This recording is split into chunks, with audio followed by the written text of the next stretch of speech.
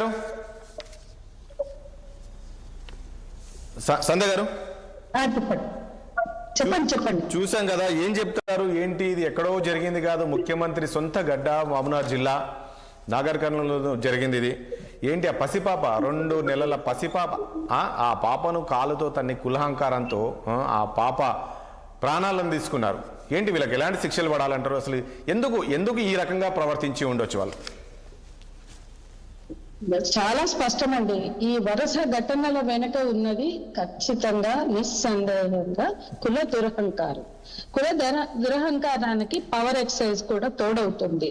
ఎక్కడైతే అధికారం తోడవుతుందో వాళ్ళలో ఉన్న కుల వివక్ష, వాళ్ళలో ఉన్నటువంటి అనేక అసమానతలు, ఆధిపత్య రాజకీయాలు, ఇవన్నీ తోడైనప్పుడు ఇటువంటి ఘటనలు జరగడం అనేది మనం చూస్తున్నాం.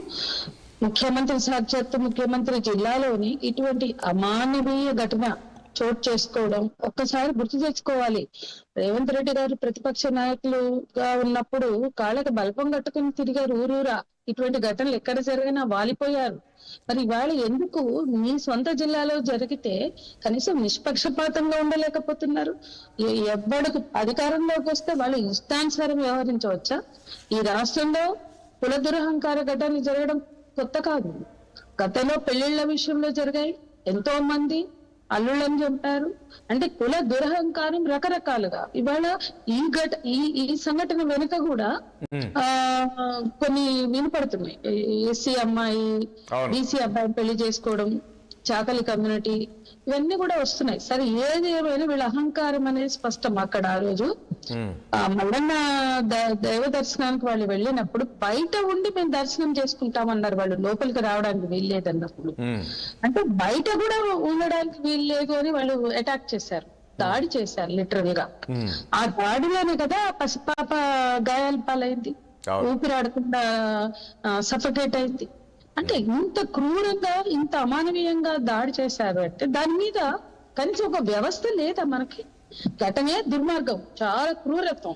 కానీ దాని తర్వాత జరిగినవి ఇంకా క్రూరమైన విషయాలుగా చూడాలి మనం. ఎందుకంటే ఘటన జరిగింది, సరే, దాని పట్ల వాళ్ళకి షాక్ ఇంకోట బయటకు రావాలి కదా. ఈ ఘటనకి బాధ్యులైన వాళ్ళని ఇమ్మీడియట్ గా ఎందుకు అరెస్ట్ చేయలేకపోరు? ఊరందరి ముందు చేసిన దాడది. స్పష్టంగా ఓపెన్ గా జరిగినటువంటి దాంట్లో ఆ క్షణమే అరెస్ట్ చేయాలి కదా. ఎందుకు చేయాల? దానికి పెద్ద యుద్ధం జరిగింది. వాళ్ళ అన్ని వైపుల నుంచి కూడా, సోషల్ మీడియా నుంచి స్థానిక సంఘాల వరకు, విశారదని వీళ్ళందరూ అక్కడ ధర్నాలో కూర్చున్నారు. అట్లాగే దాసోజు లలిత వీళ్ళందరూ కూడా అక్కడ ఉన్నారు, కనిపిస్తున్నారు. నేనేమంటున్నానంటే ఇటువంటి ఘటనలు పునరావృతం కావడానికి ప్రభుత్వాల వైఫల్యమే కారణం. అవి లవ్ మ్యారేజెస్ విషయంలోనైనా కావచ్చు, లేకపోతే ఇంకేమైనా కావచ్చు. కుల దురహంకారం అనేక రూపాల్లో వెళ్ళగక్కుతున్నారు ఆధిపత్య వర్గాలు. నేను అగ్ర కులం కూడా అనదలుచుకోలేదు. ఎందులో అగ్రం వీళ్ళు? అన్నిట్లలో నీచమే. కాబట్టి ఈ ఆధిపత్య కులాలు అవి ఎవరైనా కావచ్చు, రెడ్లు, ఇక్కడ రెడ్లు కావచ్చు, ఇంకో చోట కమ్మవాళ్ళు కావచ్చు, ఇంకో చోట వెలమలు కావచ్చు. ఈ ఆధిపత్య కులాలు, దాంతో పాటు వీళ్ళ ఆధిపత్య వర్గాలు కూడా, ఆధిపత్య కులాలు, వీళ్ళ ఆధిపత్య వర్గాలు కూడా, ఇవి రెండు చాలకుండా, అంటే ఆధిపత్య వర్గం అంటే క్యాస్టే కాకుండా వీళ్ళు పవర్ కూడా పట్టుకుని ఉన్నారు. పవర్ వాళ్ళ చేతుల్లో పెట్టుకుని ఆడుతున్నారు. గ్రామ సర్పంచ్ నుంచి మొదలుపెట్టి అన్నిట్లలో వీళ్ళ పెత్తనం కొనసాగుతుంది.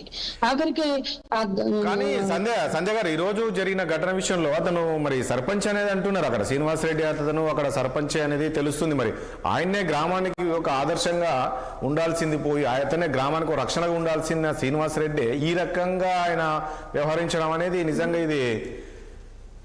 అవునండి, ఖచ్చితంగా. అందుకనే అన్నా, వాళ్ళు గ్రామ సర్పంచ్ గా ఒకవేళ అనివార్యంగా రిజర్వేషన్స్ వచ్చినా అక్కడ వాళ్ళని పప్పెట్స్ పెట్టి వాళ్ళ చేతుల కింద వాళ్ళ కింద, అంటే వాళ్ళకి లోబడి వాళ్ళ అదుపాజ్ఞలలో లొంగి ఉండేటువంటి ఆ కులాన్ని పెడతారు, బీసీలైనా ఎస్సీలైనా. కానీ గ్రామంలో పెత్తనం మాత్రం వీళ్ళు వదులుకోరు. వీళ్ళు మీరు చూడండి, మహిళా రిజర్వేషన్లు వచ్చినా, బీసీ ఎస్సీ ఎస్టీ రిజర్వేషన్లు వచ్చినా దాదాపు పెత్తనాలు వీళ్ళవే. అవకాశం ఉంటే డైరెక్ట్ గా వీళ్ళే అవుతారు. ఒకవేళ ఓసీలు అయ్యాయని అనుకోండి వీళ్ళే అవుతారు. ఓసీ మహిళ వచ్చింది అనుకోండి వీళ్ళ కుటుంబాల్లో వాళ్ళు అవుతారు. లేదా బీసీ ఎస్సీ ఎస్టీ ఇంకెవరైనా వస్తే దానికి సంబంధించినటువంటి వాళ్ళ మనుషులు పెడతారు. కానీ గ్రామం మీద పెత్తనం మాత్రం వదులుకోరు. అది ఆలయాల నిర్వహణే కావచ్చు, ఊర్లో బొడ్రాయి కాడి నుంచి మొదలుపెట్టి దేవాలయాల వరకు కూడా పెత్తనాలు వీళ్ళవే. అట్లాగే గ్రామానికి సంబంధించి గ్రామకంఠం గాని, పూర్వపోక భూములు గాని, శిఖం భూములు గాని, లేదా అటవీ భూములు గాని, దేవాదాయ భూములు గాని, వీటి మీద పెత్తనాలు కూడా వాళ్ళవే. ఇది ఇవాళ మన గ్రామ స్వరాజ్యం. దీంట్లో కులం, పార్టీలు, కులం, మతం అన్ని ఉంటాయి. ముఖ్యంగా కులం చాలా ప్రధానమైనటువంటి పాత్ర పోషిస్తుంది అనడానికి ఈ ఘటన మరొక నిదర్శనం. కానీ ఇవాళ ఎంతో రిఫైన్ అయ్యాము, అంతో ఎన్నో పోరాటాలతో, దశాబ్దాల పోరాటాలతో ఎస్సీ ఎస్టీ అట్రాసిటీ యాక్ట్ వచ్చింది. దశాబ్దాల ఉద్యమాలు ఈ దేశంలో, ఈ రాష్ట్రంలో జరిగాయి.